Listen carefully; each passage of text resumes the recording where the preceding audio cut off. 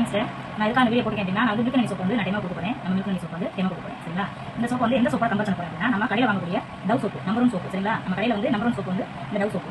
இந்த சோப்பு வந்து நான் வந்து நம்மளோட கம்யூனிட்டி சோப்பு ரெண்டையும் போட்டு நான் டெமோ காட்ட போறேன். எதுக்காக நம்ம வந்து சோப்பு பயன்படுத்துறோம் சார்? சோப்பு எதுக்காக பயன்படுத்துறோம் அப்படின்னா நம்ம அழுக்கு வந்து போறதுக்காக பயன்படுத்துறோம், அழுக்காக பயன்படுத்த கிடையாது. சரிங்களா? இப்போ நம்ம இந்த சோப்பு அழுக்கு எடுக்கிறா இல்லை இந்த நம்பர் 1 சோப்பு அழுக்கு எடுக்கிறா நம்ம பார்க்க போறோம். சரிங்களா?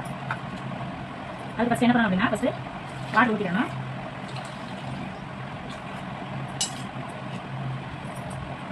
இது என்னன்னு பார்த்தீங்கன்னா இது வந்து டிஞ்சர். இந்த டிஞ்சர் நான் எதுக்காக எடுக்கிறேன் அப்படின்னா ஒரு கரைக்காக எடுக்கிறேன். இந்த கரையை வந்து இந்த தண்ணியில் நான் வந்து ஊற்ற போறேன். சரிங்களா? இந்த டிஞ்சர் தண்ணியில் ஊற்றோம் அப்படின்னா அந்த தண்ணி வந்து கலர் சேஞ்ச் ஆகும். இந்த கரையை தான் நான் எடுக்க போறேன் நம்மளோட சோப்பு போட்டு. சரிங்களா?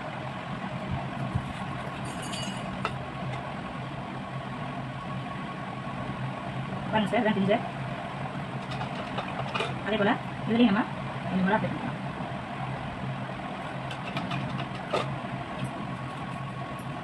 இதில் கூட அதில் பொரியல் கூட சொல்லலாம் நீங்கள். அதனால் ரெண்டையுமே நான் மிக்ஸ் பண்ணி அளவாக தண்ணி எடுத்துக்கிறேன். நல்லா கரெக்டாக. இப்போ வாங்க நம்ம டவ் சோப்பு வந்து டெமோ போட்டு பார்ப்போம். சரிங்களா? இந்த பாக்ஸில் நான் டவ் சோப்பை போட போகிறேன்.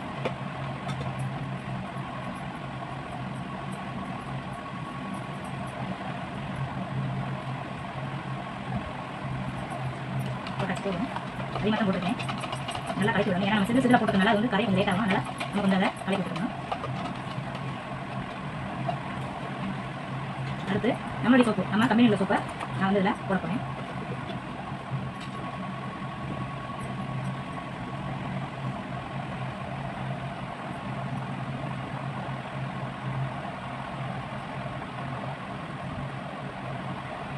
அவ்வளோதான், கம்மியாக தான் போட்டிருக்கேன், ரொம்ப போடலை. அதையும் கலக்கணும், அதையும் கலக்கணும்.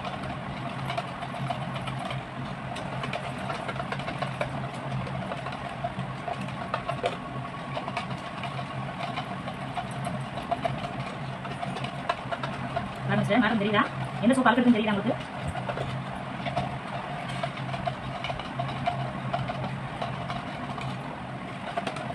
பாருங்க, இப்போ அழுக்கு எடுத்து பாருங்க. இப்போ இந்த சோப்பு டவ் சோப்பு வந்து கடையில் வந்து நம்பர் சோப்பா இருக்குது. இது வந்து ஒரு 50 கிராம். சரிங்களா? 50 கிராம் என்ன ரேட் பார்த்தீங்கன்னா வெறும் 35 ரூபா தான். சரிங்களா? இதே நம்ம 100 கிராம் வாங்கணும் அப்படின்னா 70 ரூபா இதோட ரேட்டு.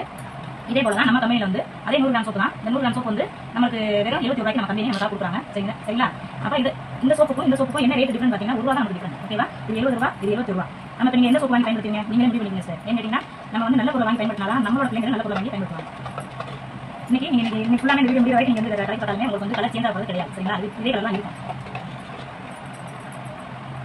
இப்போ நம்ம என்ன பண்ண போறோம் அப்படின்னா இந்த வாட்டில் ஊற்ற போறோம்.